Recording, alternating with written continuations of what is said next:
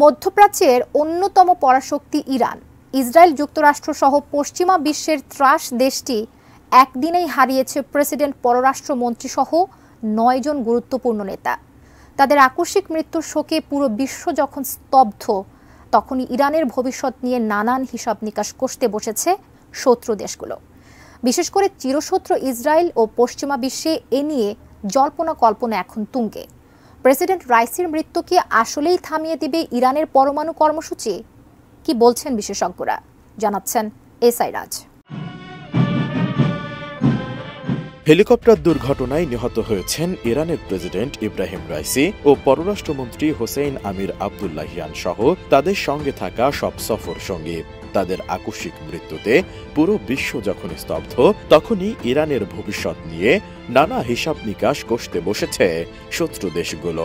বারবার আলোচনায় আসছে ইরানের সরকার, পররাষ্ট্রনীতি, মধ্যপ্রাচ্যের আধিপত্য, চীন, রাশিয়া কিংবা উত্তর কোরিয়ার সঙ্গে সম্পর্কের বিষয়গুলো। পাশাপাশি ইরানের পরমাণু কর্মসূচির বিষয়টি নিয়েও আলোচনা হচ্ছে।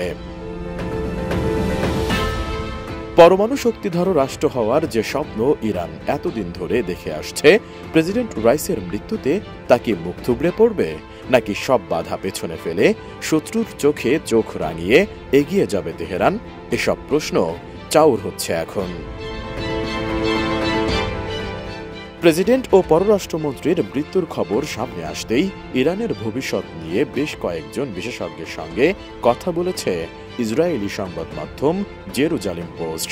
বিশেষজ্ঞদের বরাতে সংবাদ মাধ্যমটি বলছে, রাইসি ও হোসেনের মৃত্যুতে যারা ভাবছেন ইরানে সরকার পতন কিংবা সরকার বদলে যাবে, তাদের আশাই গুড়ে বালি। রাইসির মৃত্যুতে শিয়া প্রধান দেশটিতে তেমন কিছুই হবে না। বিশেষজ্ঞরা বলছেন, তাদের মৃত্যু ইসরায়েলের সঙ্গে ইরানের শত্রুতা, ইসরায়েলের সঙ্গে যুদ্ধরত দল হামাস ও হিজবুল্লাহর প্রতি ইরানি সমর্থন বা তেহরানের পারমাণবিক অস্ত্র তৈরির ক্ষেত্রে কোনো প্রভাব রাখবে না। ভীষণ নিয়ে এলো ফুলঝুরি মেগা অফার সিজন 6।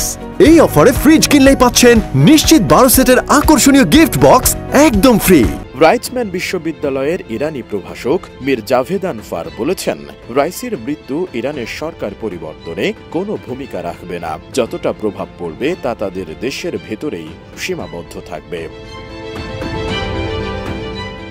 ইসরায়েলের সাবেক জাতীয় নিরাপত্তা উপদেষ্টা মেজর জেনারেল ডক্টর ইয়াকোভ আমিত্রোর বলেছেন, দিন শেষে সর্বোচ্চ নেতা আয়াতুল্লাহ আলী খামেনেই ইরানের নীতি নির্ধারণ করেন।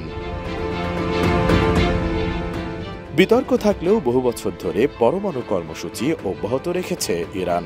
যদিও তাদের দাবি, ইরানি পরমাণু কার্যক্রম শান্তিপূর্ণ।